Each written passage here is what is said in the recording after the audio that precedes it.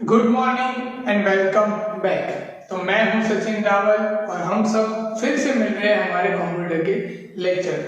तो हमने कंप्यूटर का लेक्चर लिया है चैप्टर नंबर 6, मतलब कि जो चैप्टर नंबर 6 है ऑब्जेक्ट ओरिएंटेड कॉन्सेप्ट जो जावा का है वो हमने स्टार्ट कर दिया था। पूरा थियरी पोर्शन है, हमने थियरी पढ़ना स्टार्ट कर दी थी। बहुत सारे टॉपिक्स हैं जो हमारे लिए पहली बार है, हमारे लिए न्यू है, वो हमने लर्न करना स्टार्ट कर दिया था। ओके, तो ऑब्जेक्ट ओरिएंटेड क्लास के अंदर हमने अभी तक जो चीज पता ही है वो एक बार मतलब कि जो खत्म किया उसको हम लोग क्या एक बार रिवाइज कर लेते हैं। सबसे पहला था ऑब्जेक्ट, दूसरा था क्लास, उसके बाद डेटा एब्स्ट्रैक्शन, उसके पहले था डेटा एनकैप्सुलेशन और बाद में लास्ट में था मैसेजिंग। हमने 5 नई चीजें सीख ली है, सभी का मतलब हमें पता है। ऑब्जेक्ट के अंदर ऑब्जेक्ट होते हैं, क्लास के अंदर क्लास होता है। एनकैप्सुलेशन डेटा को हाइड कर देता है, रिस्ट्रिक्ट कर देता है लोगों को यूज करने से।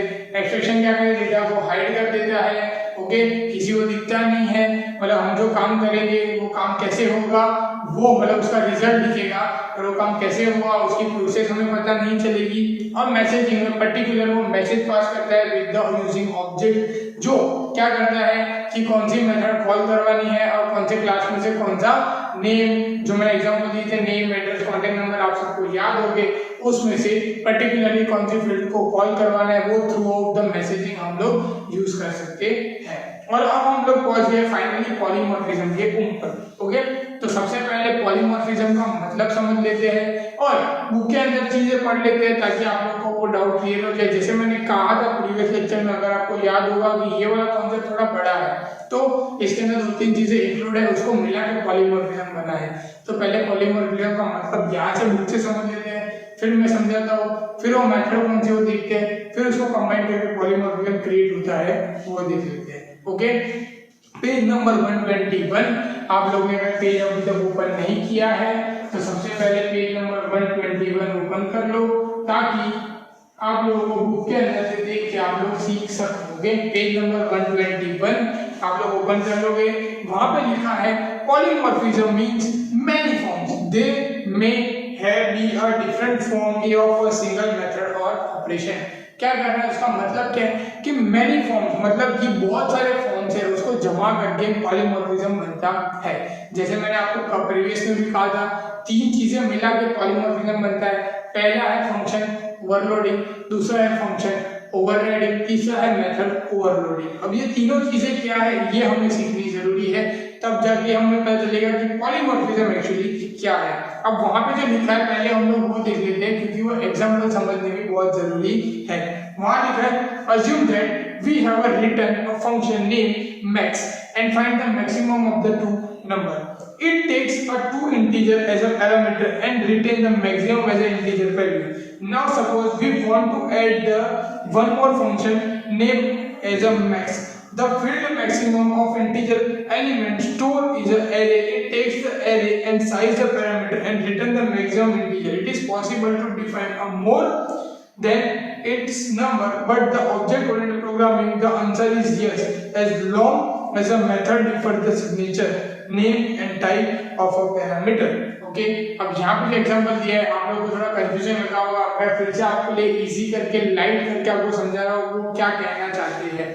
उनका मतलब ये है कि हमें यहाँ पे एक नाम लेना है।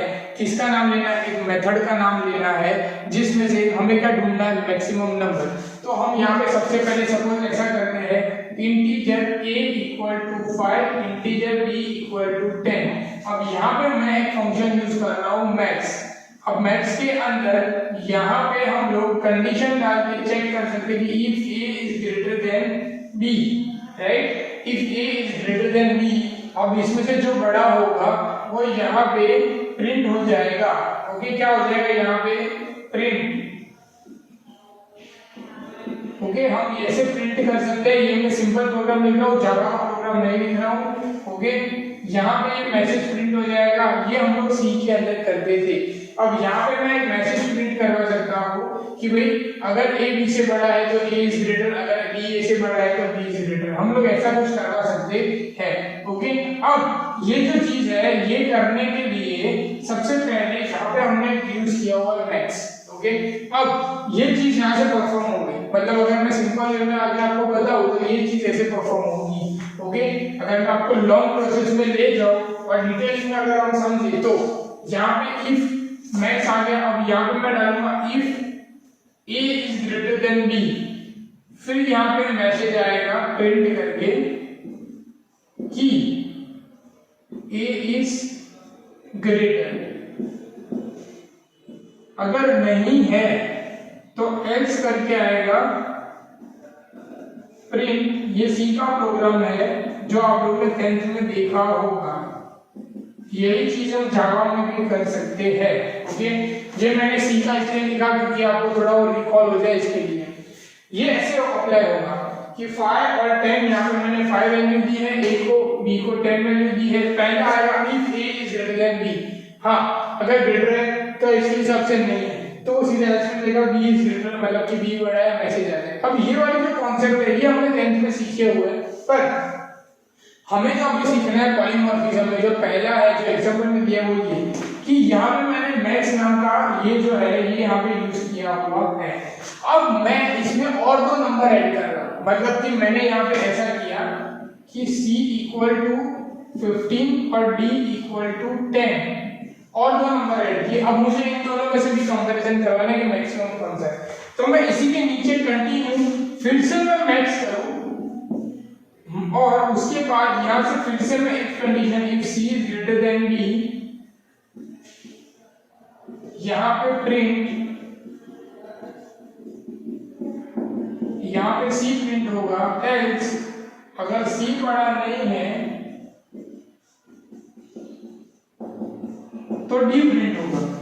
मैंने ऐसा कुछ किया। ओके, यहां पे मैंने ऐसा कुछ मैसेज पास किया कि भाई c अगर d से बड़ा है तो वो जो चीज मैंने यहाँ पे की वही चीज मैंने यहाँ पे की, सिर्फ मेरे यहाँ पे a और b को मैं कंपेयर कर रहा हूँ, यहाँ पे c और d को कंपेयर कर रहा हूँ।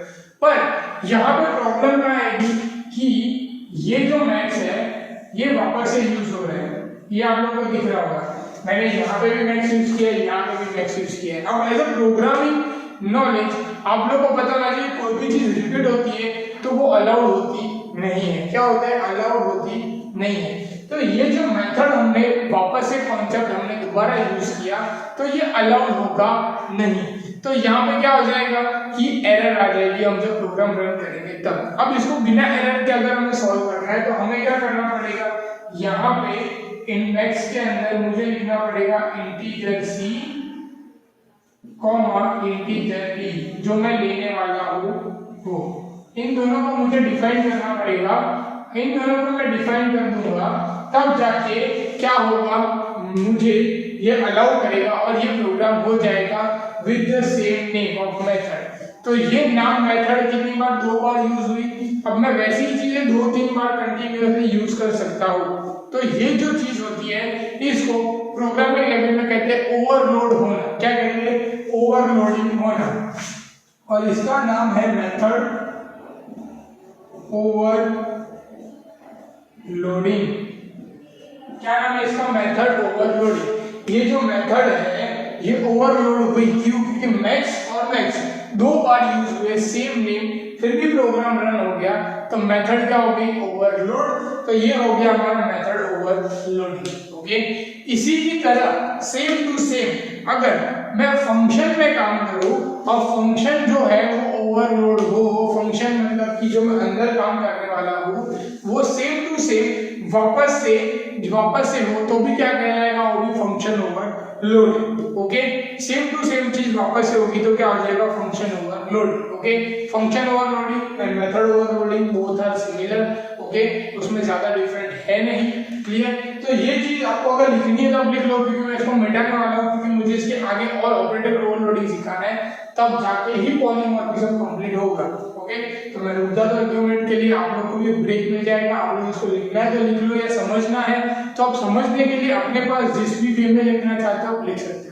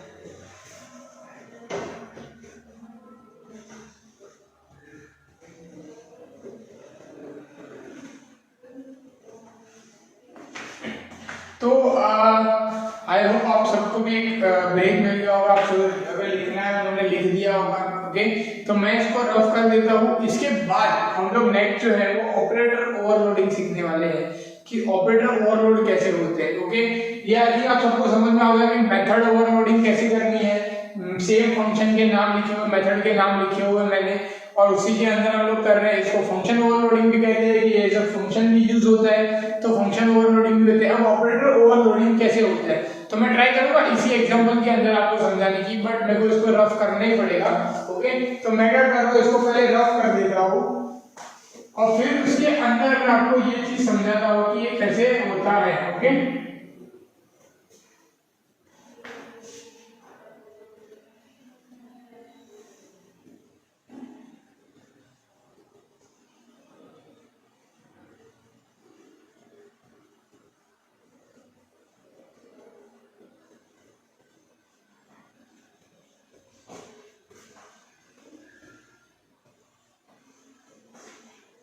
ओके, तो ऑपरेटर ओवरलोडिंग के अंदर हमें क्या करना है कि ऑपरेटर जो हम यूज करेंगे वो पहले हम उसकी चीजें पढ़ लेते हैं। जैसे कि हमने पेज नंबर 120 में पॉलीमॉर्फिज्म है, उसमें से फोर्थ नंबर का जो पैराग्राफ है वो object oriented programming are also allowing the return expression using the object. For example we can express the data 1 and data 2 where both operands and the object class data. Here operation same perform is a very different perform in subtraction and two numbers, say n1 minus n2. Here same operation is different meaning with the depending upon the data type and operand used. This type of polymorphism is achieved through the operator overloading. Okay, अब यहाँ पे क्या बताना चाहते हैं वो लोग कि अब हमने क्या किया, पहले मैक्स और मैक्स मतलब कि अलग अलग सेम मेथड नाम लेके हमने वो अप्लाई किया। अब हमें क्या करना है, यहाँ पे एग्जांपल लेके नहीं समझा रहा हूँ, मैं अपना एग्जांपल लेके ही समझा रहा हूँ जो हमने कंटिन्यू किया था। इंटीजर a और इंटीजर b, मैं यहाँ को इन दोनों को यूज करके समझा रहा हूँ। अब यहाँ पे कैसे होगा कि सपोज मैं यहाँ पे मैक्स यूज कर रहा हूँ, यहाँ पे मैंने लिख दिया अंदर इंटीजर a और इंटीजर b। अब मैं यहाँ पे इसको क्या कर रहा हूँ कि भाई c equal to a plus b होना चाहिए। ओके, अभी के लिए मैं आपको एकदम सिंपल एग्जांपल में समझा रहा हूँ। फिर हम जो नीचे करते हैं वही कि यहाँ पे जो c के अंदर मैसेज होगा प्रिंट, ये हो गया a और b का यूज। अब मैं फिर से मैसेज के इसके अंदर ओके मैक्स के अंदर अब मैं फिर से यहाँ पे ब्रैकेट कर रहा हूँ। यहाँ पे मैं इंटीजर a और इंटीजर b का यूज कर रहा हूँ और यहाँ पे c equal to a minus b कर रहा हूँ। मैं एक काम करता हूँ, इसको बाजू में दे दो ताकि आपको समझ में आए। ओके, तो यहाँ पे मैंने क्या किया, फिर से यहाँ पे बाजू में अब मैं यहाँ पे कर रहा हूँ m मेन करके क्लास बना दे रहा हूँ, उसके अंदर c equal to a minus b और यहाँ पे हम लोग मैसेज प्रिंट कर देते हैं c के लिए और यहाँ पे ये खत्म कर देते हैं। अब दोनों चीजों में कॉमन चीज देखो, ये जो a b और c है वो यहाँ पे भी यूज हो रहे हैं। ओके, इसको यहाँ पे लिखना पड़ेगा इंटीजर को इंटीजर c। ओके, अब ये जो a b और c है वो यहाँ पे भी यूज हो रहे हैं, a b और c है वो यहाँ पे भी यूज हो रहे हैं। कहने का मतलब ये है कि ये जो चीजें हैं सारी ये दो बार यूज हो रही है। जैसे कि हमने पहले देखा था मैक्सिमम में, पहले क्या किया था हमने, ये जो मैक्स था उसको हमने दो बार यूज किया था और एक बार में उसके ब्रैकेट को खाली रखा था, दूसरी बार में उसके ब्रैकेट के अंदर डेटा को जो हमने लिखे थे वो हमने अप्लाई किए थे। अब ये चीजें हम लोग ये मेथड को चेंज करके हम लोग ऑपरेटर में यूज कर रहे हैं, मतलब कि ये वाला। ओके, इसको ऑपरेटर कहते हैं। तो ये a b c के अंदर हम लोग यूज कर रहे हैं ऑपरेटर के अंदर। तो ये a b और c को हम क्या कर रहे हैं, पहले यहाँ पे हम दिखा देंगे, फिर यहाँ पे हम लोग उसको यूज भी कर सकते हैं। तो दो बार इसका यूज हुआ, एक बार एडिशन के लिए, एक बार सब्ट्रैक्शन के लिए।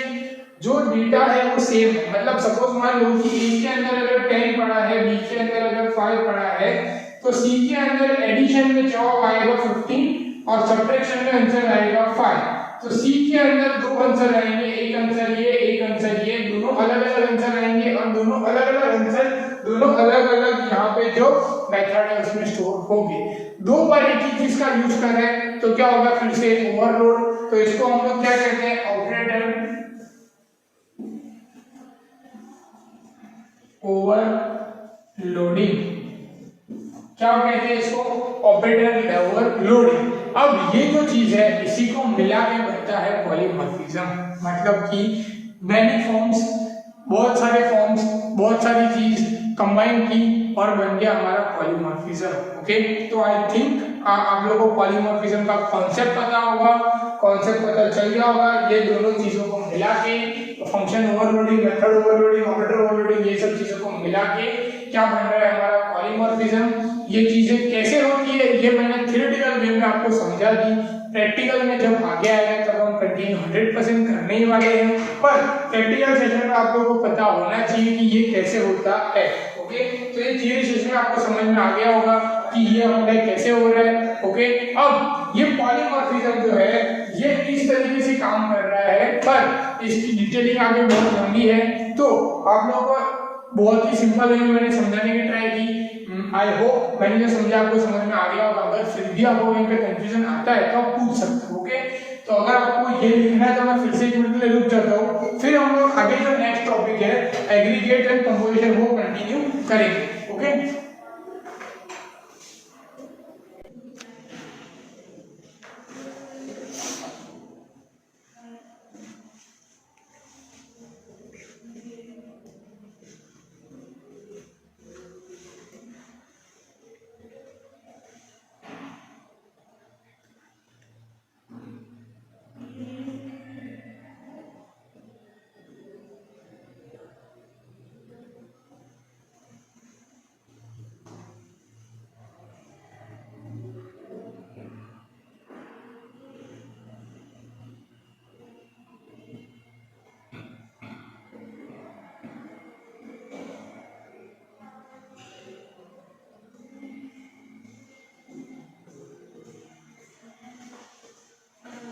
ओके, तो आई थिंक आपको ये कॉन्सेप्ट समझ में आ गया होगा। तो मैं अभी यहाँ से निकाल रहा हूँ, अब हम लोग चले जाते हैं यहाँ से नीचे उसी टॉपिक में जिसमें पॉलीमॉर्फिज्म के बाद है पेज नंबर 121 में ही polymorphism aggregation and composition. Okay, अब ये जो टॉपिक है ये हमारे लिए, मतलब कि आप लोगों के लिए ये वाला जो नाम है ये भी नया होगा, मतलब कि आई थिंक जो आप सबको एग्रीगेशन के बारे में भी नहीं पता होगा और ना कंपोजिशन के बारे में पता होगा, फिर भी हम लोग अभी इसको सीखेंगे और इसको मैं फिर से ट्राई करूंगा लाइट वेट में ले जाने की कि आपको अच्छे समझ में आए, जितनी आगे के कॉन्सेप्ट समझ में आए वैसे। ओके, तो पहले बुक के अंदर क्या लिखा है वो पढ़ लेते हैं। Aggregation when the objects of one class are composed of object to another class means another class, it called aggregation और द कंपोजिशन। मतलब दोनों का मतलब सेम है, वो ये कहना चाहते हैं ओके कि एक क्लास में से दूसरे क्लास में डेटा एक दूसरे को पकड़े, मतलब कि सेम हो, तो एग्रीगेशन कंपोजिशन होता है। इट्स रिप्रेजेंट हैज अ और a part of a relationship between the class. ये क्या करता है कि वो एक दूसरे का पार्ट है, ये डिस्क्राइब करता है, या एक दूसरे के बीच में रिलेशनशिप है ये। अब रिलेशनशिप मतलब अपनी वाली नहीं, मतलब आप जो लोग सोच रहे हैं वो रिलेशनशिप दो क्लास के बीच में रिलेशनशिप की बात चल रही है कि एक क्लास का डेटा दूसरे क्लास के साथ मैच हो रहा है, वो वाली रिलेशनशिप की बात चल रही है। ओके, तो थोड़ा वो मत हो जाना। For an example, motherboard is a part of a computer. क्या है? मदरबोर्ड है कंप्यूटर का part. As we know, computer is composed of many parts like a motherboard, screen, keyboard and mouse। मतलब कि यहाँ पे एग्जाम्पल ऐसा दिया है कि कंप्यूटर एक क्लास है, कंप्यूटर के अंदर बहुत सारे डिफरेंट अलग अलग पार्ट्स होते हैं, वो उसकी क्लास हो जाएंगे, जैसे कि मदरबोर्ड एक हो जाएगा, स्क्रीन एक हो जाएगा, कीबोर्ड एक हो जाएगा, माउस एक हो जाएगा। वैसे as a screen itself may be a class with the attribute like length, width and model। अब ये क्लास तो बना है, मतलब कि मैं आपको यहाँ पे वही एग्जांपल को लिख के दिखा दूं कि अब जैसे कि मेरा एक क्लास है कंप्यूटर। ओके, अब ये जो कंप्यूटर क्लास है इसमें अलग अलग यहाँ पे मॉड्यूल है। पहला है मदरबोर्ड, फिर है यहाँ पे स्क्रीन, फिर यहाँ पे मैं यूज करूंगा माउस, फिर यहाँ पे कीबोर्ड। ये सारे अलग अलग यहाँ पे मैंने, ये मेरा क्लास है। जैसे हमने पर्सन का क्लास बनाया तो आपको याद, वैसे ये क्लास है। पर अब होगा क्या कि जैसे इसके अंदर ये जो ऑब्जेक्ट है इसका खुद का भी क्लास हो सकता है, क्योंकि इसके अंदर भी इसके लेंथ, फिर इसकी स्क्रीन कौन सी कंपनी की है, इसकी विड्थ,